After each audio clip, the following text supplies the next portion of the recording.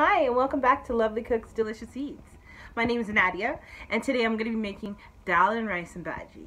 I hope you enjoy, and don't forget to like, comment, and subscribe. Alright, so we're going to be making dhal today. So this is dhal, also known as split peas. And this is 1.5 cups that I'm going to boil. I'm going to wash it in warm water. Once my pot that I have here with water comes to a boil. So in this pot I currently have pepper, red onion, garlic, and a little bit of ginger. To that I'm going to add 1/2 teaspoon of turmeric and 1/2 teaspoon of jeera. It's once you put your dhal in this pot and everything comes to a boil, you're gonna not want to use anything metal. That's what I was told in here. So I'm just gonna mix all that stuff together now. Now, an optional step would be to put a pinch of curry, which I'm going to do.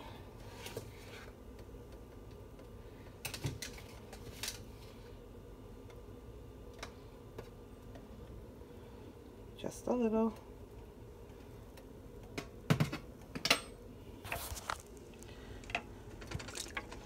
Just mix it all up.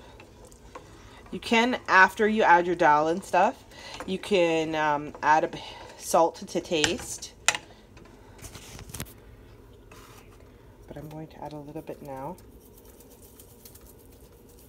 Now, typically, I know most people don't use red onion. That's what I have at home. So that's what I'm going to use.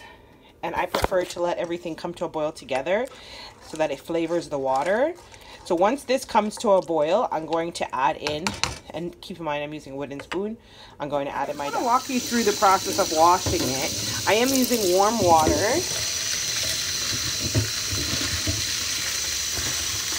I feel like if you use cold, like if you see the color on it here, it's very gray.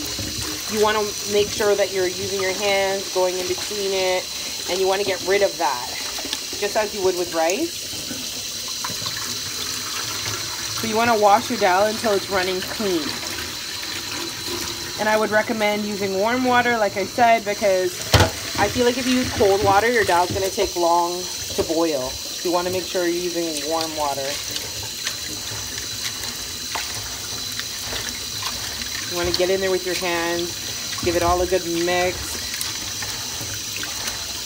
Now, another thing you can do, you can use, when you're making dhal, you can soak your dhal overnight. You want to make it easier for yourself. Or you can actually, Grace actually sells canned dhal, which I find if you're looking to have dhal in the week, and you know, sometimes dhal can take long if you don't have a pressure pot to cook it, you go get yourself a can of Grace canned dhal. That's canned split peas, and you do it the same way you would.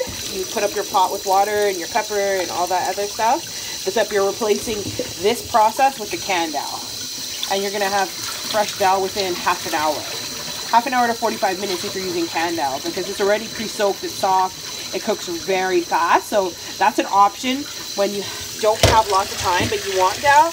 Use the canned split peas by Grace dhal. So as you guys can see, the water's come to a nice boil. At this point, I'm going to add in the dhal. Now, another trick here is I have left a little bit of water in there from washing it, just so that it makes it easier from when I'm putting it into my pot.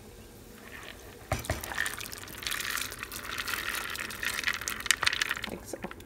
Now, I'm not going to put in a spoon in my pot. I'm going to leave it.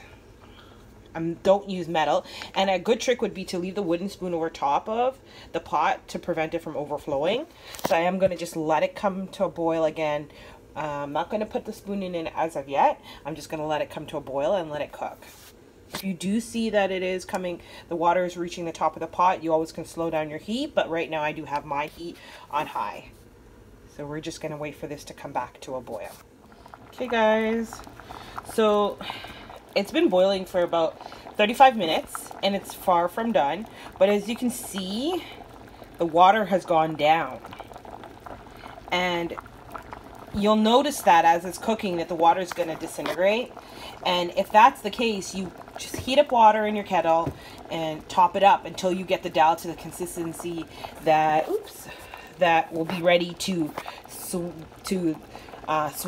or puree your dal afterwards.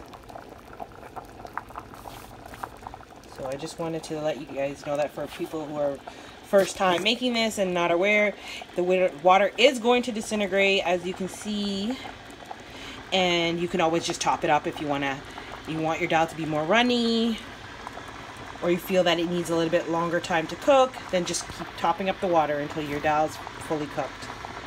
Okay guys, so the water has gone down quite a bit, but my dal is not ready. So I did heat up water in my kettle. You can see it's hot. And I'm going to top it up with not too much because I don't want my dal to be watery. At this point, I'm going to put in my spoon. I have added pimento pepper, which is just a pepper we use for flavoring, and a sprig of bandania, also known as cilantro, for flavor. So that's what you see in there. I like to make sure my dal is really flavored. I like flavorful dal. This is not the way that typically people may make it, but this is how I like to do it because I like mine to have lots of flavor. And if you see, like, I know my dal is not ready yet. It's still quite hard, but it does, like, it is, you can tell it's getting there, but it's not there yet. So, hey guys, so it's been over an hour and the water has gone down drastically. So I am going to need to add back some more water again. And as you can see, it's almost there. I'm going to let it boil for another like 20 minutes before I start to chunke it.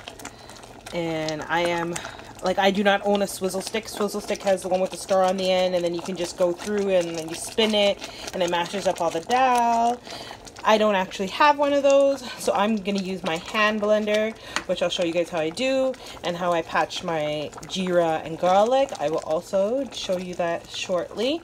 But for now, I am going to add a little bit more water, and I'm going to let it cook for, I'm going to say, about another 20 minutes. It is getting super soft. So that's good. So I've added a little bit of water.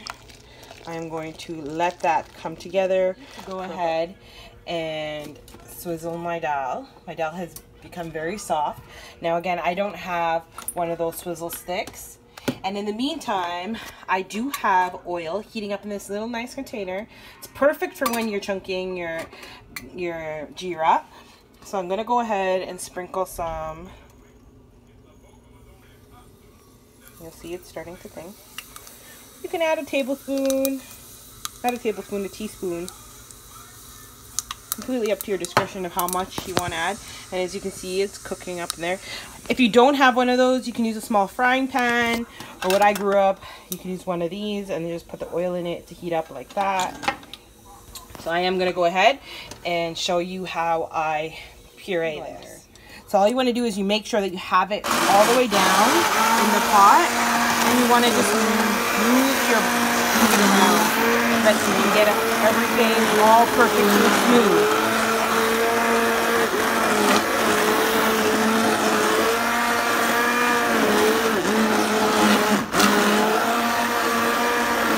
I also wanted to mention that the jeera has to turn a dark black.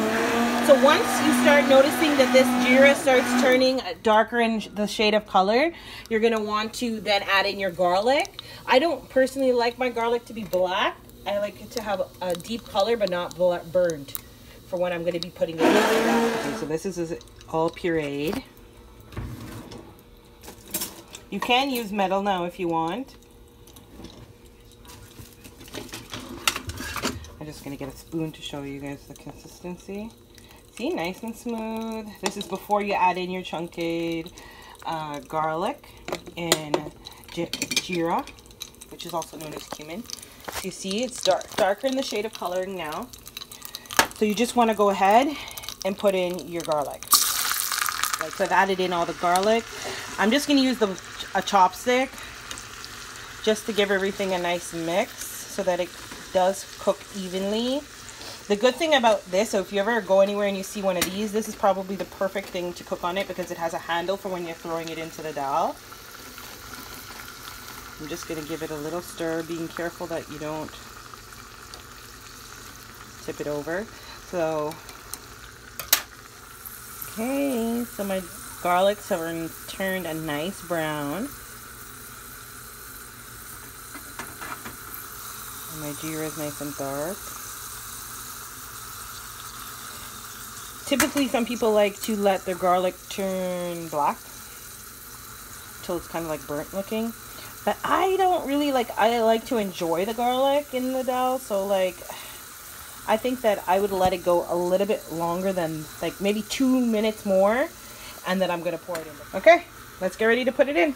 Step back, step back. It's a little scary. This is the perfect way.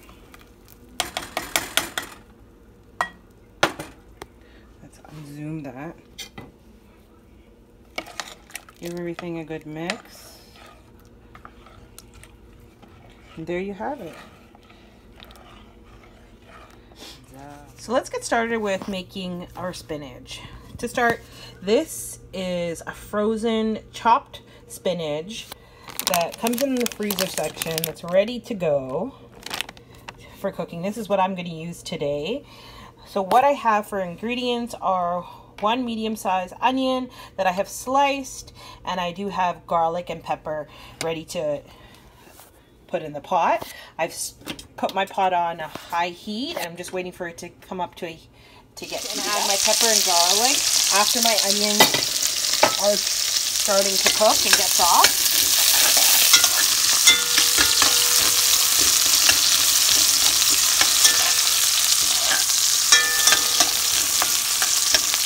Because my oil was nice and hot, as you can see, my onions are cooking fairly fast. So I'm going to go ahead now and add in my garlic and pepper.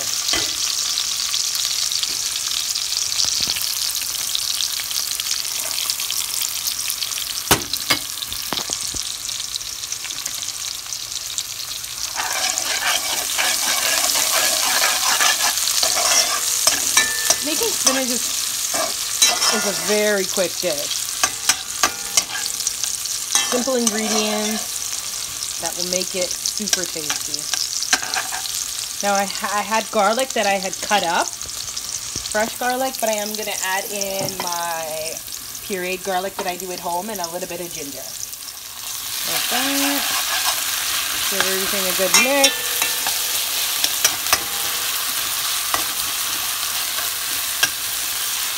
There's no right way or wrong way to do this. This is completely up to you and your discretion on how you want to do it.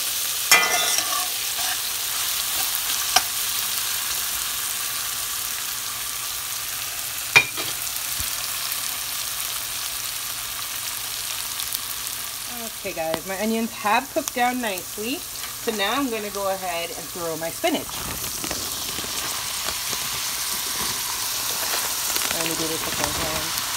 That's not easy. And then I'm going to mix everything all together. I mixed everything together. It's all nice and incorporated. I'm going to now at this time cover it and let it cook for about 10 to 15 minutes. Don't want to add any water at this time because once you cover it and you leave it, when you come back, there will be some liquid in here because I am using frozen spinach. Whether you use frozen or fresh, really, it will lose its own water. Do not add any liquid. Okay, it's been 10 minutes. I've given it a good stir. You're gonna want to check for salt and your taste. I've already done that and everything is good. I'm gonna let it cook for like another 5 minutes and it's done. The video, I just wanted to show you how it looks plated. Super delicious. This is some fish that I have fried. This meal goes perfect with fried fish. So make sure you give it a try. And don't forget to like, comment, and subscribe for more videos. Until the next one, guys. Bye.